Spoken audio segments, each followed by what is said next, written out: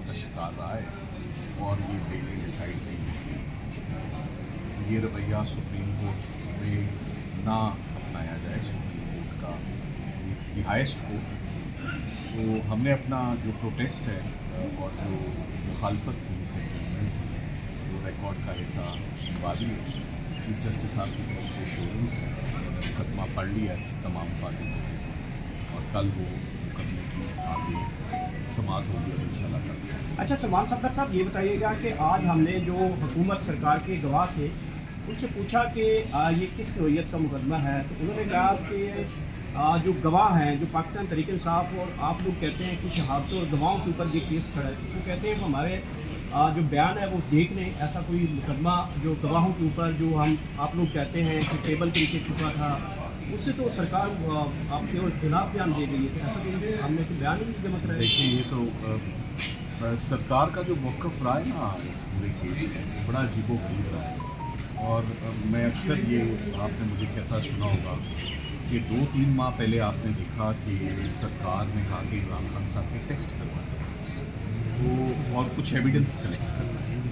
یہ سب سے میرے حساب سے ڈینجرس اور خطرناک ڈیمیجنگ فار پروسیکیوشن کہ جب وہ 2 سال گزرنے کے بعد یہ کہیں کہ ہم نے ابھی ایویڈنس کلیکٹ کرنا ہے اور ہمارے پاس اس وقت تک ایویڈنس موجود نہیں ہے.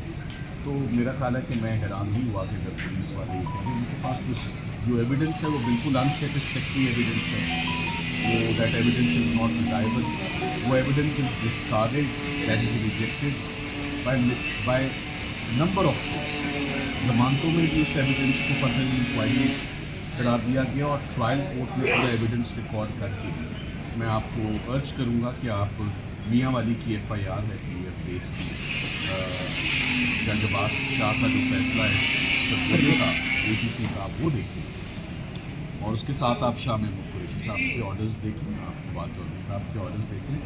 تو یہ گواہ بالکل ریلائبل نہیں ہے. شاید یہی وجہ ہے کہ چونکہ کیس بہت کمزور پڑ گیا ہے, کافی زیادہ کمزور پڑ گیا ہے, سرکار اب جو ہے وہ اس طرح کے ٹیکٹکس مگر ایسے tactics supreme court of Pakistan نہیں لیے جاتے. یہ میجسٹریٹ کورٹ میں سیشن کورٹ میں ایسی باتیں ہم سننے کی آتی ہیں. جب ہم سپریم کورٹ آتے ہیں تو سوچ کے آتے ہیں. اکثر مجھے بھی یہ بات کہا جاتی ہے کہ یا جج نہ رہے یا وکیل نہ رہے تب انتباہ ہو, اور کوئی صورت نہیں ہے. یہ جملہ میں موجودہ سپریم کورٹ کے ججز سے بھی سنتا آیا ہوں, اور اس سے پہلے بھی ہم آصف سید کھوسہ صاحب جب چیف جسٹس تھے تو ان سے بھی سنتا آیا. تو اگر کسی وکیل کے اس نوعیت کے کیس کے کسی رشتہ دار کل سے آج پہ کیس آیا ہے تو اس کا بڑا کنسرن ہے. انشاءاللہ لیٹس سی, کافی کچھ کہہ دیا ہے, کل دیکھتے ہیں.